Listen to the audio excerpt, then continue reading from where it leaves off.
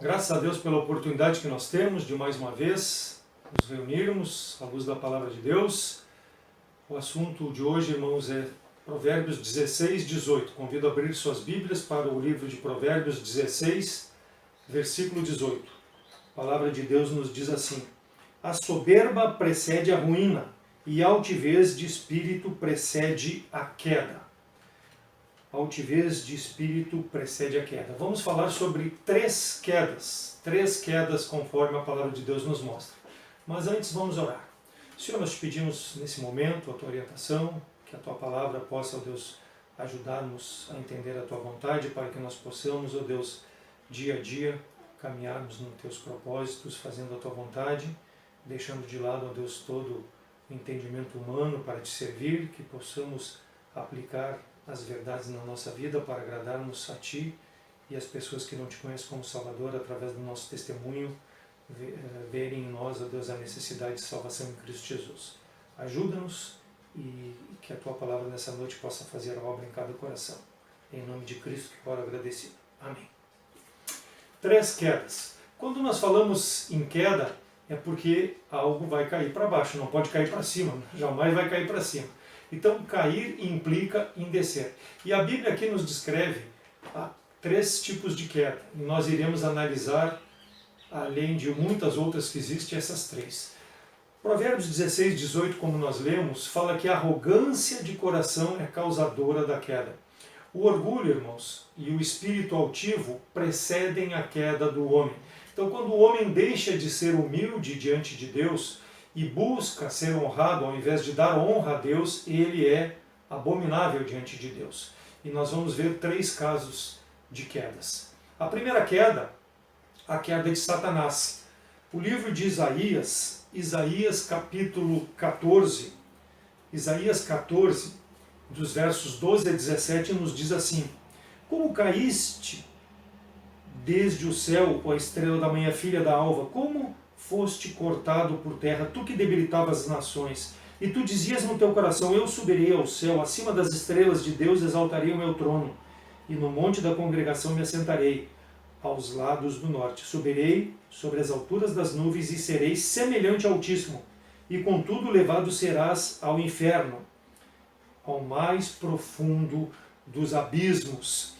Os que te virem contemplarão, considerar-te-ão e dirão: é este o homem que fazia estremecer a terra e fazia tremer os seus reinos, que punha o mundo como deserto e assolava as suas cidades, que não abria a casa de seus cativos. Então, irmãos, a queda de Satanás. Satanás, em razão da sua beleza, da sua sabedoria, do poder, todas aquelas coisas que foram dadas por Deus, criadas por Deus e dadas a Satanás, o levaram a ter orgulho. E o orgulho que ele demonstrou, que Lúcifer, o arcanjo mais esplêndido, demonstrou, foi que derrubou ele diante de Deus. Aquele que estava na presença de Deus, em razão do orgulho de querer ser igual ao Altíssimo, conforme nós lemos aqui, este foi banido eternamente diante de Deus. Ele desejou colocar-se acima do trono de Deus, acima de Deus que o criou. Então, talvez então, irmãos, a proximidade, o contato com Deus, todo o relacionamento direto com Deus fosse o que levou ele ter esse orgulho de querer estar acima do Criador. Então a criatura, ao invés de refletir a glória do Criador, a glória de Deus, usurpou para si a glória que era devida a Deus. Não foi fiel e não foi leal ao Criador.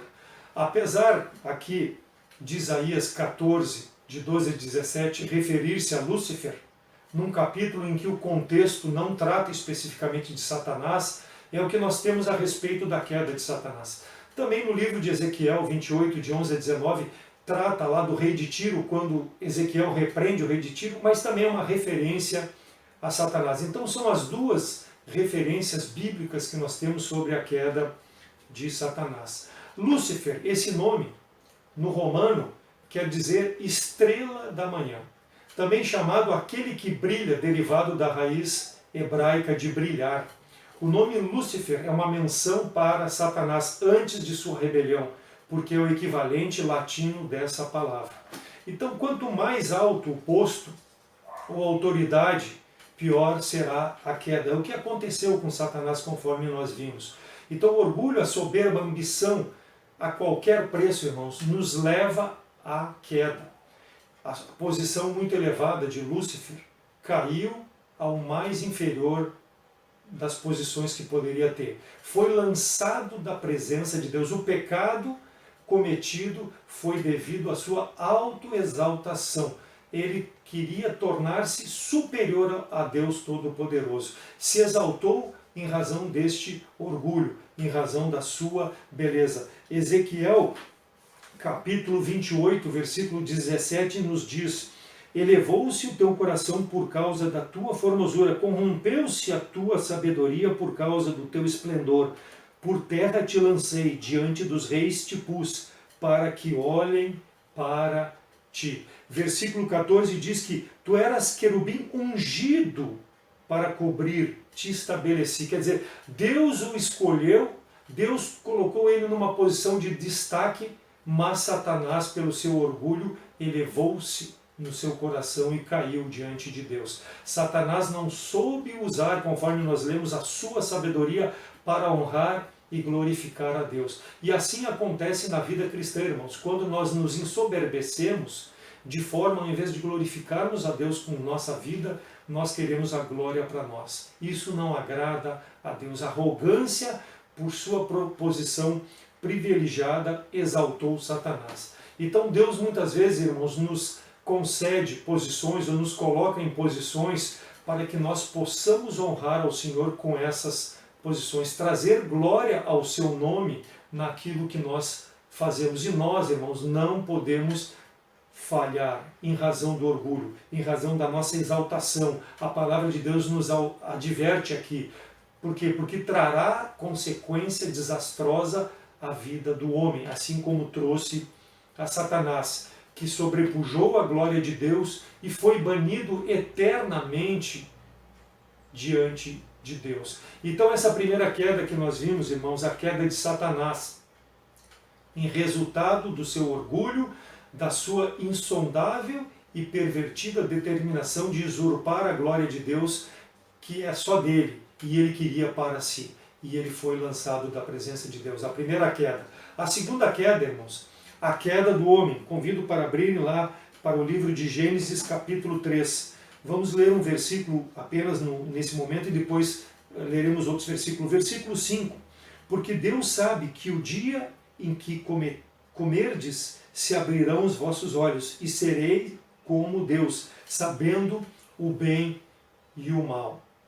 O capítulo 2 nos narra que depois que o Senhor formou toda a criação, ele formou o homem, a sua imagem e a sua semelhança. Do pó da terra, Deus soprou as narinas e houve o fôlego de vida no homem, e o homem tornou-se uma alma vivente. O Senhor plantou no jardim do Éden todas as necessidades que o homem poderia ter, supridas através daquilo que ele plantou no jardim, e colocou o homem para cuidar do jardim. Então ele tinha tudo que era necessário para a sua subsistência, todo o alimento necessário tinha no jardim.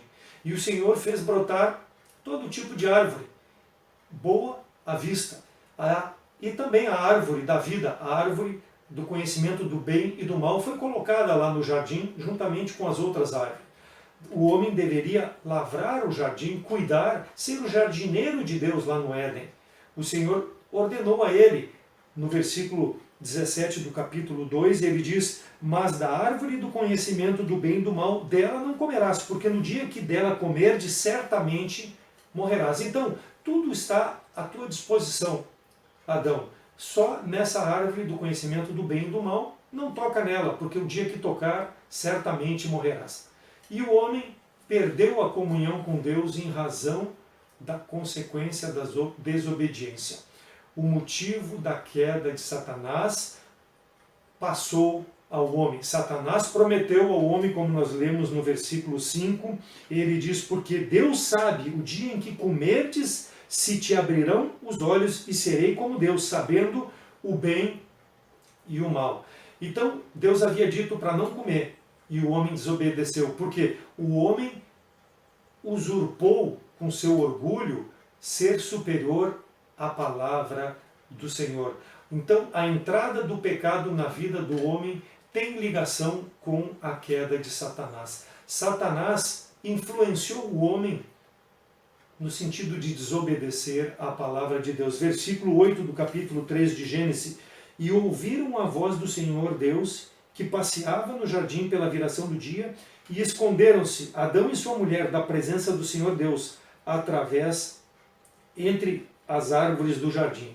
Então, ouviram a voz de Deus. Deus tinha uma comunhão perfeita diariamente com o homem, porque Deus criou o homem para ter comunhão com o homem, mas o homem escolheu desobedecer a Deus. Comeu da árvore que Deus havia dito, dela não comereis, porque o dia que comerdes certamente morrerás. Deus criou então o homem santo, Deus criou o homem perfeito, mas o orgulho, assim como aconteceu com Satanás, afastou o homem de Deus. Satanás sugeriu, Deus não quer que tu coma, porque sereis como Deus. Então, mais do que depressa, Satanás deu a entender ao homem que o grande desejo de Deus era que o homem não se igualasse a Deus. Que Satanás frustrou o desejo do homem, porque se ele comesse, ele seria igual a Deus. Então ele usurpou o homem a ser igual a Deus. Frustrou o homem no sentido em desobedecer a Deus. Ele causou no homem o pecado. Ele acusou Deus, o Criador, de ser egoísta, de falso. Por quê? Porque ele disse, não come dessa árvore, porque o dia que comerdes morrerás. Mas Satanás torceu as palavras de Deus, dizendo ao homem que Deus tinha ciúmes se o homem comesse, porque o homem seria igual a Deus. Não seria mais uma criatura, mas seria igual ao Criador. Então o homem desobedeceu. Sabemos que foi por escolha, mas Satanás influenciou o homem na desobediência. O homem achou que desobedecendo não traria consequências sobre sua vida. Versículo 8, e ouvindo a voz do Senhor que passava pelo jardim para ter a comunhão diária, porque dia a dia Deus tinha comunhão, escondeu-se tanto o homem como a mulher de Deus. Podiam esconder-se de Deus aonde que desejavam, poderiam se esconder, mas não poderiam escapar de Deus. Aquele Deus amoroso, o Deus criador, não passaria sobre a desobediência do homem. Ele não abandonaria o homem pecador dentro de sua aflição, dentro da sua necessidade. Eles eram santos, a sua santidade refletia a glória de Deus, mas em razão do pecado e em razão do amor de Deus para com o homem, ele não poderia deixar esse pecado sem ser julgado. Então havia necessidade do julgamento. Então quando o homem se esconde, ele sente vergonha de Deus. Não como muitos pregam que o homem estava nu. Não, é porque o homem comeu, ele desobedeceu, ele comeu da árvore do conhecimento do bem e do mal. Então a comunhão, a aproximação de Deus que trazia alegria para o homem, agora era um terror. Ele passou a fugir de Deus, se esconder de Deus. E Deus se apresentou ao homem como sempre fazia diariamente, buscava para ter comunhão. Deus não se apresentou de forma diferente, ou seja, através de trovões, ou através de gritos. Não, ele se apresentou da mesma forma, mas o homem se escondeu de Deus por causa do pecado. Gênesis 3:12. Então disse Adão, a mulher que me deste por companheira, ela me deu da árvore e eu comi. Então, depois de pecar, depois de Deus procurar o homem, eles passaram a desculpar-se em razão deste pecado. Passaram a apresentar desculpas, culpando um ao outro pelo pecado.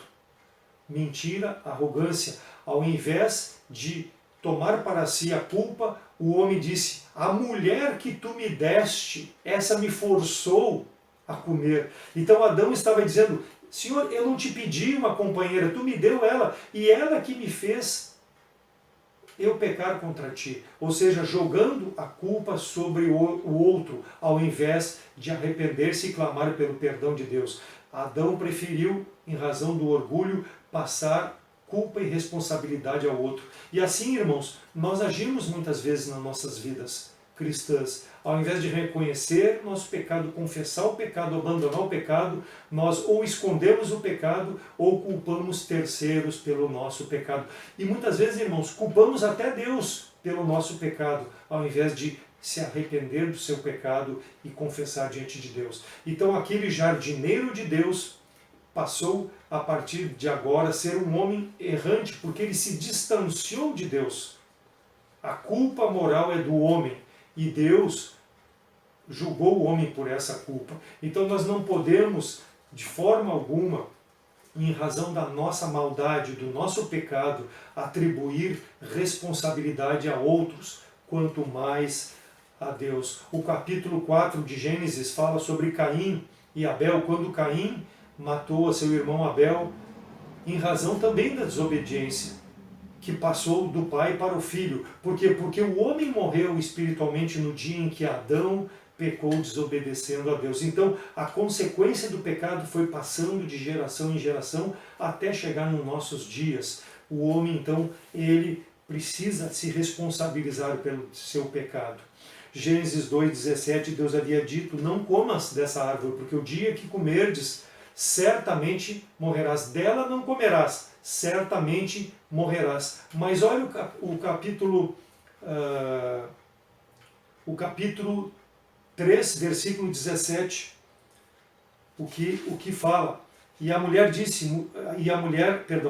Adão disse, portanto deste ouvido à voz da mulher e comeste de que eu te ordenei que não comeste, maldita é a terra por causa de ti, com dor comerás dela todos os dias da tua vida. Então Deus acabou, em razão do pecado do homem, tudo aquilo que Deus havia ordenado para que o homem fizesse de forma correta, em razão do pecado, o homem trouxe sobre a sua existência o trabalho, a fadiga, a necessidade de se sustentar, de conseguir aquilo que era dado graciosamente por Deus sem nenhum esforço, passou a ter o esforço. Porquanto deste ouvido à voz da mulher. Não culpa ninguém, é que tu mesmo deste ouvido, tu é o culpado. Deus havia dito, não comas, porque o dia que comerdes certamente morrerás. E a mulher disse que, não, nós não vamos morrer. Versículo 13, ela diz, mas do fruto da árvore que está no jardim, Satanás disse, não comereis dele, nem nele tocareis para que não morrais. A mulher respondeu a Satanás, torcendo aquilo que Deus disse. Deus havia dito, não coma, porque vai morrer. E ela disse que não coma e não toqueis, porque certamente, quer dizer, não é uma afirmação, pode ser que vai morrer. Então acabou distorcendo aquilo que Deus havia dito como uma verdade, como uma lei. O homem então escolheu sobre si sofrer as consequências da sua desobediência. Então a queda do homem é em razão da sua desobediência, porque deu ouvidos à serpente, mas escolheu desobedecer à ordem de Deus, acrescentando as palavras de Deus ao invés de cumprir a palavra de Deus. Então o Senhor, versículo 23 do capítulo 13, e o Senhor, pois, o lançou fora do jardim do Éden, para lavrar a terra que fora tomada. Então, pela escolha perversa feita pelo homem, assim como aconteceu com Satanás, Deus lançou o homem da sua presença, em razão do pecado da desobediência. E assim é conosco, irmãos, ao invés de nós cumprirmos a palavra de Deus, se nós acrescentarmos algo ou não fizermos conforme está, Deus não se agrada. Deus não vai querer ter comunhão conosco. Ele não tem prazer quando nós adaptamos a sua palavra para as nossas vontades ou para os nossos sentimentos. Nós devemos cumprir a sua palavra. Davi fala em Salmos 51:5, eis que em iniquidade fui formado e em pecado me concebeu a minha mãe. Saiba que nós, eu, tu, somos pecadores. Reconheça o pecado quando pecar. Admita sobre a tua vida. Arrependa-se, restabeleça a comunhão com Deus e Deus terá prazer na comunhão, para que Deus não nos lance da sua presença. Então, quando Adão caiu, ele morreu. Caiu de sua elevada posição às profundezas da desgraça e trouxe sobre toda a criação humana o seu pecado. Então, a primeira queda que nós vimos, a queda de Satanás, em razão do resultado do orgulho e da sua insondável e pervertida determinação de usurpar a glória de Deus que pertencia a ele e ele tomou para si. A segunda queda, a queda do homem, em razão da desobediência à palavra de Deus. E temos uma terceira queda, a queda do eu, a queda do eu. Depois que o homem caiu, irmãos, morreu espiritualmente, não havia mais esperança para o homem. A esperança é necessária. Aquele ditado, a esperança é a última que morre. O homem que vive sem esperar, ele não vai conseguir os seus objetivos. Precisa ter uma esperança. Então a queda original não curou o orgulho do homem. Foi passando de geração em geração. O homem continua achando hoje que pode salvar-se a si mesmo, que pode justificar-se diante de Deus através das suas boas obras, por causa do seu orgulho, do seu eu. Gênesis 3, 7 diz: então foram abertos os olhos de ambos e conheceram que estavam nus, e coseram folhas de figueira e fizeram para si aventais. Por isso fez o homem aventais de figueira. O homem caiu pelo seu próprio orgulho e só pode ser salvo pela morte deste orgulho que provocou a sua queda. Então o pecador tem que morrer uma segunda vez. O homem precisa morrer no seu eu. O homem precisa morrer para si mesmo, para cair aos pés de Deus e assim mostrar a necessidade de restabelecer a comunhão com esse Deus Todo-Poderoso. Mas o homem pode dizer, mas não fui eu, foi Adão. Mas o pecado passou para toda a humanidade. E cada um é responsável pelo pecado. E precisa confessar esse pecado. A visão da santidade de Deus é a única maneira que leva ao homem o reconhecimento da sua necessidade de crucificar o seu eu, da necessidade de ser salvo por um intermediário, porque ele por si não pode chegar diante de Deus. Então, quando o homem crucifica o seu eu, ele demonstra a sua morte. Então, o desafio ao homem é cair em si mesmo e reconhecer a necessidade da intervenção de Deus na sua vida para reconciliação, para que esse eu possa ser morto. Como ele pode fazer isso? A redenção através de nosso Senhor e Salvador Jesus Cristo. João 3 e 5 diz, Jesus respondeu e disse, na verdade te digo que aquele que não nascer de novo não pode ver o reino de Deus. Versículo 5, Jesus respondeu, na verdade te digo que aquele que não nascer da água e do Espírito não pode entrar no reino de Deus. Então, o homem na carne, a sua carne, é incapaz de produzir salvação. Por quê? Porque a carne reproduz aquilo que é da carne. E o Espírito, como nós lemos em João, o Espírito produz vida. Vida nascida do Espírito faz com que o orgulho seja abatido, com que o eu, a autoconfiança, seja crucificada para confiar em quem? Em Jesus Cristo como Salvador. Aquele que Deus enviou ao mundo para reestabelecer a comunhão com o Senhor depois da queda do homem. A palavra de Deus, então, ela é necessária para que o homem possa crucificar o seu eu. Por isso que Deus nos deixou a sua palavra escrita, para que através da fé em Jesus Cristo nós possamos ter vida eterna. E porém inimizade entre ti e a mulher, e entre a tua semente e a sua semente, esta te ferirá a cabeça e tu lhe ferirás o calcanhar. Lá em Gênesis 3,15, Deus prometeu que através de Jesus Cristo seria o homem reconciliado com esse Deus Todo-Poderoso. Esse Deus que lançou o homem de sua presença, através de Jesus Cristo, quer a reconciliação com o homem.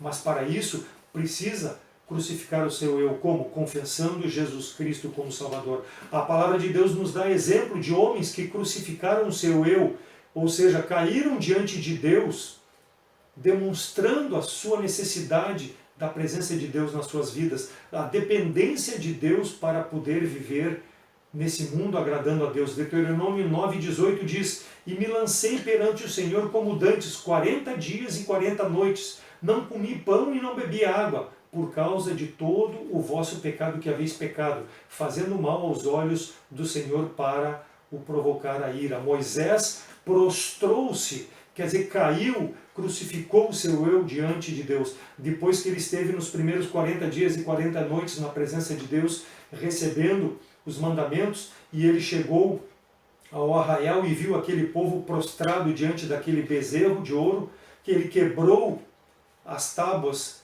da lei, e Deus perdoou o pecado daquele povo, porque Moisés intercedeu, se prostrou diante de Deus, pedindo que Deus pudesse se arrepender do mal que faria para exterminar aquele povo.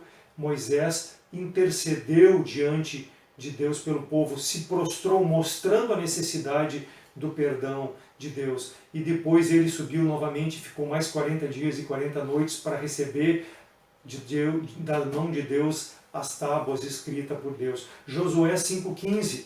Então disse o príncipe do exército do Senhor a Josué: descalça o sapato dos teus pés, porque o lugar em que estás é santo. E Josué assim fez. Ou seja, Josué prostrou-se, diz no versículo 14 de Josué 5, e disse ele: não, mas venho agora como príncipe do exército de Deus. Um anjo de Deus se apresentou diante de Josué com uma espada e chegou-se a Josué. Quando Josué viu aquilo, diz o versículo que ele se prostrou sobre seu rosto em terra e adorou a Deus. Disse: que tens tu a dizer a teu servo, Senhor?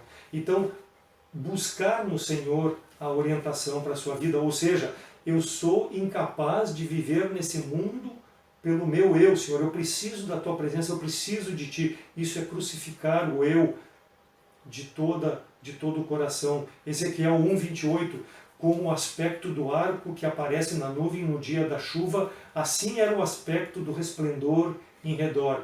Este era o aspecto da semelhança da glória do Senhor. E vendo isso, caí sobre o meu rosto e ouvi a voz de quem me falava.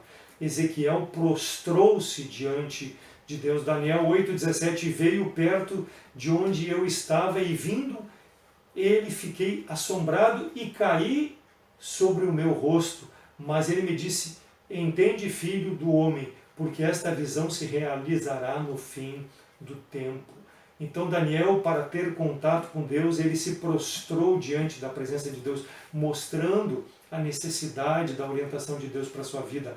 Atos 9:4, quando Paulo encontrou o nosso Senhor e Salvador Jesus Cristo no caminho para Damasco, e caindo em terra, ouviu uma voz que dizia: Saulo, Saulo, por que me persegues? E ele fala lá em Atos 22:7, e caí por terra, e ouvi uma voz que me dizia: Saulo, Saulo, por que me persegues? Paulo se prostrou diante da glória de Deus, um homem letrado na lei, um homem que conhecia a Deus, mas não conhecia a salvação de Deus. Paulo relata em sua defesa aos irmãos e pais judeus o que acontecera quando ele viu a glória de Deus, se prostrou diante do Senhor no caminho para Damasco, reconhecendo que somente Jesus Cristo traria salvação. Então, irmãos, o homem caído só pode ser salvo por meio de uma segunda queda, que é a queda do eu, a queda da sua vontade para crucificar isso na cruz em Cristo Jesus. Isso envolve a morte das obras, isso envolve a morte dos seus desejos de colocar a confiança na pessoa de Jesus Cristo. Suas obras não têm valor. Como pecador, morto sem esperança, eu dependo de ti, Senhor. Então, quando eu crucifico o meu eu, é isso que eu estou dizendo diante de Deus. Tu que nos assiste, já fizeste isso? Já crucificaste o teu eu? Já aceitaste a Jesus Cristo como Salvador? Já recebeste o perdão dos teus pecados na pessoa de Jesus Cristo? Quanto mais a glória de Deus atinge os olhos dos homens, mais baixo o homem descerá. Ou seja, enquanto o meu eu não afundar a alegria do Senhor não vai ser manifesta na tua e na minha vida. O homem precisa da glória de Deus, e para isso tem que crucificar o seu eu, porque senão Deus não vai poder ser glorificado. Nós sempre vamos querer nos exaltar. O homem precisa cair para transformar a sua vida. O pecado fez o homem cair, mas a graça de Deus na pessoa de Jesus Cristo eleva o homem. Para isso precisa reconhecer Jesus Cristo como Salvador. Ao crente, o meu apelo é para que tu possas ter uma vida de santidade na presença de Deus. Uma vida prostrada aos pés do Senhor nas tuas decisões, nas tuas atitudes, para que o orgulho, irmão, não te leve a pecar contra o Senhor e quebrar a comunhão, interromper a comunhão. Nós vimos os exemplos de homens que buscaram a comunhão com Deus, que primaram pela comunhão: Moisés, Josué, Ezequiel, Daniel, Paulo. Todos eles se prostraram diante de Deus porque: Senhor, eu preciso de Ti para eu viver nesse mundo, para que eu possa fazer a Tua vontade, para que eu possa ter uma comunhão perene contigo, Senhor. Eu estou crucificando o meu eu quero a Tua presença. Que seja a Tua atitude, demonstrar essa necessidade diante de Deus. O meu convite, se tu estás em pecado, abandone teu pecado. Não permita que o orgulho te afaste de Deus. 1 João 1,9 diz: se confessarmos nosso pecado, o Senhor é fiel e justo para perdoar os nossos pecados e nos purificar de toda iniquidade. Agora, precisa partir de nós, crentes, reconhecer o pecado, pedir perdão, abandonar o pecado, restabelecer a comunhão para que nós possamos viver uma vida, não pelo meu eu, mas pela glória de Deus, para Ele ser reconhecido no meu caminhar. Nos moldarmos dia a dia na pessoa de nosso Senhor e Salvador Jesus Cristo. E para ti, que nos assiste, que vive longe de Deus, em teu orgulho, talvez de querer se justificar através das tuas boas obras, das benécias que tu faz às pessoas, achando que isso pode te salvar, meu apelo é que tu caias do teu orgulho aos pés de Deus. Crucifique o teu eu, aceite o sacrifício de Jesus Cristo na cruz pelos teus pecados, porque Ele é a única forma de justificar-te diante de Deus. Restabeleça a comunhão que foi quebrada lá por Adão, mas que Deus prometeu lá em Gênesis 3,15 que daquele dia em diante seria na pessoa de Jesus Cristo restabelecida. Reconheça Cristo como Salvador. Para isso precisa crucificar o teu eu. Como pode fazer? Romanos 10, 8 a 11 diz: mas que diz, a palavra está junto a ti, na tua boca e no teu coração. E esta é a palavra da fé que pregamos, a saber, se com tua boca confessares ao Senhor Jesus, em teu coração creres que Deus o ressuscitou dos mortos, serás salvo. Visto que com o coração se crê para a justiça e com a boca se faz confissão para a salvação. Porque a Escritura diz: todo aquele que nele crê não será confundido. Então meu convite é que para tu que não crês em Jesus Cristo possa nos procurar através das redes sociais, fazer o contato através do telefone. Nós podemos te mostrar na palavra de Deus como hoje tu pode reconhecer Jesus Cristo como Salvador, ter a vida eterna, porque o homem caiu, mas Jesus Cristo nos eleva na presença de Deus para que nós possamos ser justificados e nos apresentar diante do Deus Todo-Poderoso. A escolha é tua, assim como Adão escolheu pecar. Se tu queres continuar escolhendo rejeitar Jesus Cristo como Salvador, terás consequências eternas sobre a tua escolha. Mas se reconhecer Jesus Cristo como Salvador, terás vida eterna, terás o teu nome escrito no livro da vida e a presença eterna diante de Deus. Que Deus possa abençoar a sua palavra e tu possa fazer a decisão mais sábia na tua vida, que é reconhecer a Cristo como Salvador. Vamos orar.